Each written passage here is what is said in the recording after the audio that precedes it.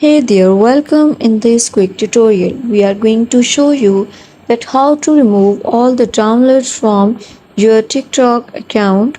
It's super easy and we will make sure you get it right. Just make sure you are logged in and using the latest version.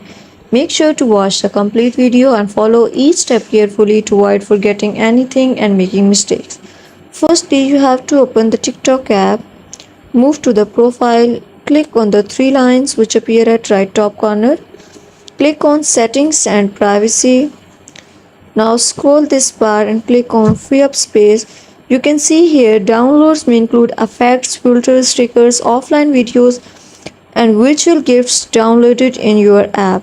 You will be able to download them again if you need it to clear all that will clear your TikTok app. Thank you so much. That was all. Please consider showing your support by commenting, liking, sharing, and subscribing to our channel for more valuable content in the future. Your engagement is highly appreciated. I wish you very good luck. Thanks.